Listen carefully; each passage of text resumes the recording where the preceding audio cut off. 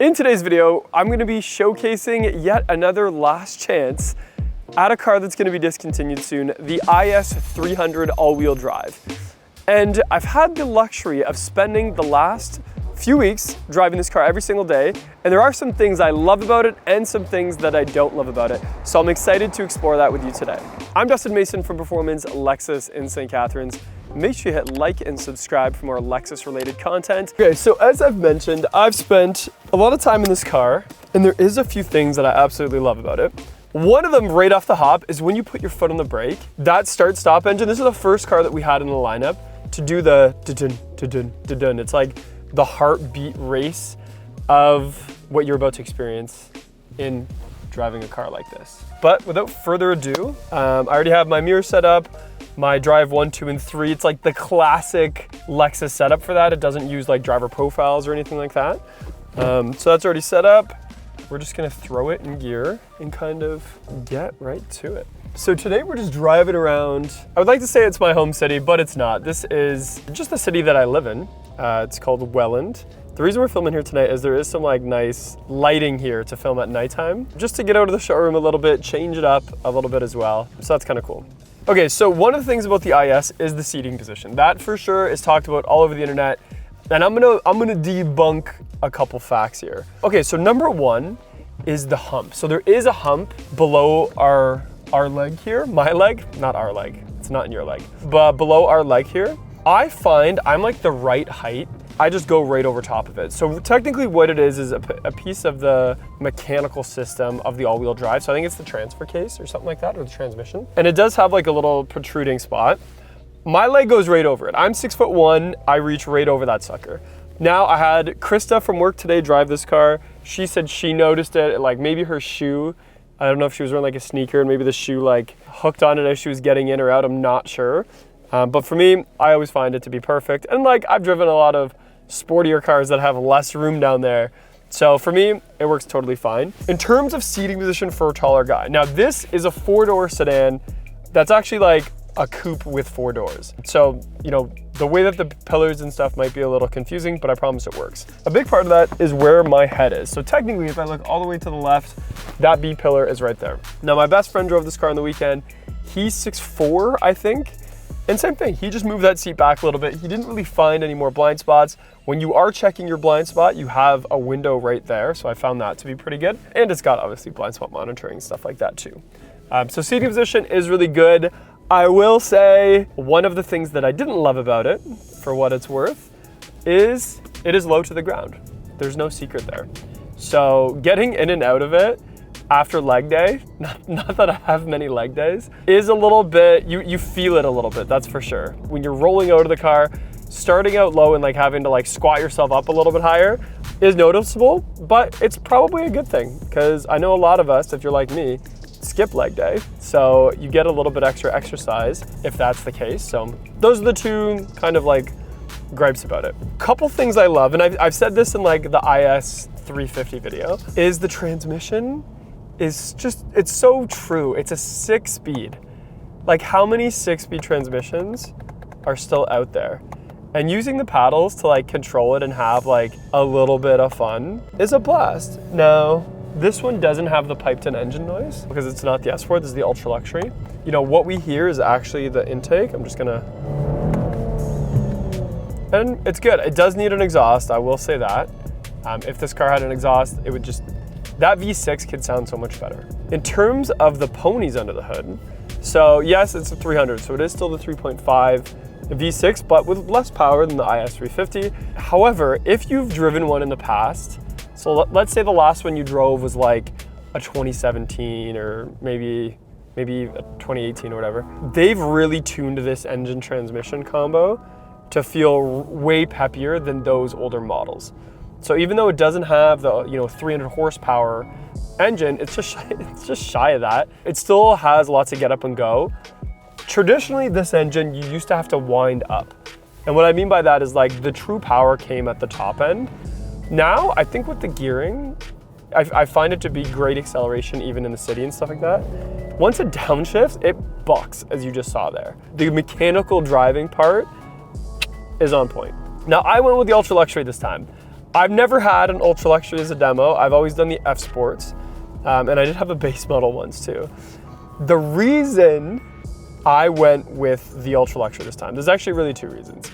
One is the black with those silver wheels is just so sick. To me, it's so VIP. We got, you know, a really dark charactered car with a little bit of like gunmetal chrome popping out, especially with the way that these spokes on this wheel look, how three-dimensional it looks. Amazing. Even parked tonight and I walked up with a salesperson who is a little bougie. Like he drives, you know, expensive cars. And we're walking up to my demo and it was a side profile of it. And he was like, the Ultra Luxury wheels just really make that car pop. And I said, I know, man, I know. That's why I chose it. And this one, by the way, is the caviar paint. So it's the very metallic black. Okay, another reason why I went with the Ultra Luxury, and the reason I was the most excited for, is the Mark Levinson sound system that's in the IS is the most powerful Mark Levinson sound system in our lineup. I don't mean because it has like more speakers than like an LS or an LX or anything like that. That's not the case. Those cars definitely have like bigger woofers and stuff all hidden through the cabin. But for some reason, because of the size of this car, this system just bangs. It's just louder. And I recently just got done some training with Mark Levinson and really started to nerd out over, you know, what that company is in terms of like, they don't make speakers. They're not like an audio company. They are, however, an audio processing company. So what they perfected was, you know, something like the circuit board and making sure that they have the clearest audio versus all their competitors. And that's why, you know, if you go to buy Mark Levinson sound systems for your house, they're like $80,000 or like $20,000 just for the amp. So I was really excited for the Mark Levinson sound system because the IS, in my opinion, has the best version of that sound system. And it has not disappointed. I'm like a loud music person. Like I've always been an audiophile. I used to install sound systems in cars as a job back in the day before I got into car sales. And even with that, I can't have it full blast because it's so loud already. And crisp too. Like and there is different ways to tune it. Like for instance, if you put on surround or not, I always thought that you had to have it on surround to get the best audio. That's not the case. It doesn't matter. It's all about preference. So if you have surround on, yes, you might hear some different, you know, features of the song. However, turning it off sometimes makes the song sound better. So I definitely recommend, if you are gonna get into one of these and have a Mark Levinson sound system, play with that a little bit. Another cool thing is I noticed when listening to songs that I've listened to 1,000 times, one of them is literally a Kanye West song. I heard new details. And I know that's like, it sounds like a salesman trying to sell you audio system. I'm serious. It was like a song that, again, I never would have thought there to be details in. And I heard extra. And I thought that was proof of the audio processing ability of the Mark Levinson sound system. Okay, enough about that. Another thing I love is the climate control. It's the old school touch bar that you slide your finger up and down. Yes, I have seen one on trade-in have that stop working, and it's a big pain because you gotta replace a bunch of stuff. But 99% of them still work and it's cool. I just set it to 21. It's one of those things you only set it once, but when you do, it's cool. It's got the clock still in the middle and it's like carbon fiber, the clock. It's got the mouse pad and the touchscreen, which I've said in other videos, I like the diversity of both of those. I should talk about the driving experience more though. That's really why you guys are watching this, is the driving experience. So I'm gonna pop a very legal U-turn and keep chatting. Driving experience, I already talked about the shifting, let's talk about the handling. Now, a friend of mine has a 911 GT3. Amazing car, it's Porsche. Maybe, if you want, check in the comments, maybe I'll review that car one day. The thing about the 911 that I love so much is it has great handling and is super smooth to drive. And that's exactly what the IS does for me. You know, there is smoother cars in the lineup. The ES is smoother. But ES does not have this handling capability. That rear-wheel drive, all-wheel drive platform, and the fact that everything is so low, including the car, as I mentioned earlier. Super low to the ground, and because of that, when you do corners, it just hugs it. Like the car, I always used to say, almost like leans into it. Even in the non-F Sport one like this, it's still super smooth, it's still super fun to drive. The handling is great. The shifting, put it in manual mode, put it down a couple gears, is also great. Right? Yeah, it's not the quicker shifting IS. The 500 I think is quicker shifting, but just absolutely a thrill to drive. And I've been driving it daily. And with the daily driving, my average fuel economy is 9.7 liters per 100 kilometers. That's a mix of city, highway, sometimes me pushing it, sometimes me just cruising and chilling. It's a little bit of both. That's like a real world look at the fuel economy.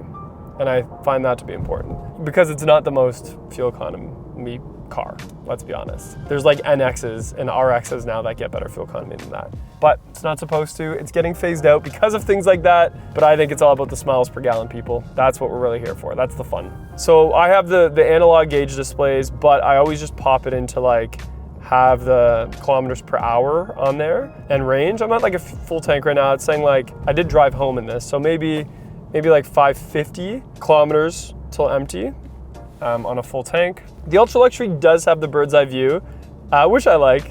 I know it's a smaller car, but I still like it. And actually, the more I've driven this car, I'm gonna turn the cooled seat on because I'm a little hot. The more I've driven this car, I always try to think like, if I was you, if I was in the market for a Lexus right now, which one would I choose, right? And I've gone through the RX, I've gone through the NX, I've gone through, there is a need for UX. I think right now, IS300, baby. That's what I would pick. Here's a car that I could drive all year round, all-wheel drive. It's fun, it's smooth, it's a little bit nostalgic. We got, the analog clock, the 6-speed transmission. It's a true V6 that takes premium, by the way. And it looks great, especially in this ultra luxury package. I think it's timeless. My friend Trina has like a 2017. She just hit 200K. All she's done maintenance-wise is brakes and tires. That's it. That's the Lexus way, the Lexus reliable way. And by the way, I'm gonna take this opportunity to say, make sure you check out my other channel, A Dusty Life, where I review other things. There's gonna be some Lexus involved for sure, because that's who I am. But also motorcycles, other car brands, airplanes, all of it. It's gonna be an adventure, because it is a dusty life. So make sure you check that out if you've liked this channel already. And if you made it to this far in the video, you probably do like the channel. So yeah, that's pretty much that. I was a rear seat passenger the other day, and that wasn't so bad. Again, 6'1", I had my buddy in the passenger seat move up his seat just a little bit, and it wasn't terrible. I could still manage. Okay, one more thing I did forget to talk about that is, it's not like it's a terrible thing, but it is something to budget for, I guess you could say. And that's tires, particularly the front tires on any IS really. So because it's a staggered setup, meaning the rear tires are wider than the front tires, already off the hop, that reduces your ability to stretch out that tire lifespan because we can't rotate them like you can on other cars. On a square setup, you can rotate them front to back, depending if they're directional or not, and then, crisscross applesauce the other way. Now, as I mentioned earlier while driving, one of the great characteristics of this car is a smooth ride, but also great handling. And that's achieved by a number of different things, but one of them is the car has some positive camber. I think it's positive. I always mess up the positive and negative part, but it has camber, which means the patch of tire that's touching the ground at any given time is sort of, cockeyed or lifted on one side, so that it's just the inner tread that's really getting most of the wear. So a lot of times when I'm appraising an IS, what I do is the first thing I do is I crank the wheel all the way to one side so that I can see that inner edge of the tire wall. And usually, even at like 30,000 kilometers, it can be totally worn out. And you would need new tires because even though it's just a little bit of the patch, it's the patch that's touching the ground. And that's what is the most important. So I do recommend, if you're looking at an IS, budget for tires. You're gonna need them more often than whatever car you might have now. And I don't want it to be a surprise to you. It's worth it, but I don't want it to be a surprise to you. Another thing about the Mark Levinson is I forgot that the knobs are different. So they're kind of like a textured aluminum. And I know it's like silly, but they kind of feel like a rock, like if there's like perforation there. And that is one of the ways you can tell that it's Mark Levinson. It does say right below the buttons and switches. However, oh, you know what I just realized? And we're gonna try it right now, live. We're gonna try this live. I saw on TikTok, and I'm not a big TikToker, but I saw on TikTok that the glove box is actually cooled. So we're gonna put it on both top and bottom. I don't know if it is. I don't feel any, oh wait, it does feel a little bit cool in there. Let me know in the comments if you think that's real. I don't know if there's a vent in there, but according to TikTok, there is. That's who also told me that the CD is also mainly a DVD player, which is kind of cool. I would say the wireless Apple CarPlay would be nice. The last one of these I reviewed, the 350, the gray one, had a device to give you the wireless. I keep my phone plugged in. I usually keep it in either the center armrest or the cup holders, and I keep it plugged in. And it is a really nice Apple CarPlay Android Auto system, but it is not wireless. You have to be wired, which, you know, is a little bit annoying, but it's not the absolute end of the world, that's for sure. So yeah, great city car, great highway car, lots to get up and go, super smooth, super quiet, fun to drive in almost all conditions. I mean, you know, not just a dry summer day like today, but also the snow, the rain, all of those things. The IS is still great. And that's why it's so sad that it's time to go. But I know Lexus and I trust Lexus, and I know they're gonna come up with something great. It's gonna be, the replacement to this car is for sure gonna be a hybrid. It's for sure gonna have an EV platform as well. They did say, or hint at, I should say, that there's always gonna be a driving experience version of the IS. And we're gonna wait and see what happens with ES next year. But what I suspect is a lot of power, maybe like 400 horsepower out of the IS. I suspect it to still have the all-wheel drive, rear-wheel drive platform, and just new tech, updated. It's gonna be a little bit bigger inside. I heard word on the street, it's gonna look more like, you know, what we see with the Audi Fastback lineup, where it looks, you know, has a little bit more of that slanted rear hatch. I mean, it's not off the table that Lexus comes out with a turbo V6 version, but I know for sure the majority of them is gonna be hybrid. Toyota did just announce a V8 Supra, and that shows me that they're watching the enthusiast line, and maybe we'll see the return of the ISF one day, who knows? That'd be pretty cool. I'd probably pull the trigger on that one, because we all know that I do love a fast sedan, that's for sure. I think another thing that I have a soft spot for this car is a Lexus sedan is what brought me into the lineup, what brought me into the brand. And that was my first GS. That was my GS 350 that I had. And this kind of reminds me of that oomph when you step on the gas, the sound. Obviously the LS is what really captured my heart long term, and I've had that car for a long time now. But that V6 all-wheel drive platform on the GS was such an all-around good car. And it was like my first daily driven car that I would like take good care of. And I think if I were to buy this car, I would still have that feeling in my heart for it, you know? Also too, I find it makes running errands and stuff like that just effortless. It's a small enough car, you can just step on it, it's agile, it looks great, the taillight looks sick. There's no doubt about that. I think I love it. I think this would be the one if I was shopping for a car right now. That's for sure. So there you have it, some good, some bad, but mostly some lovely of the IS300 all-wheel drive in the ultra luxury package. Let me know what you think in the comments below. Would you buy one of these? And if so, you better get to it because it's not gonna be around for much longer.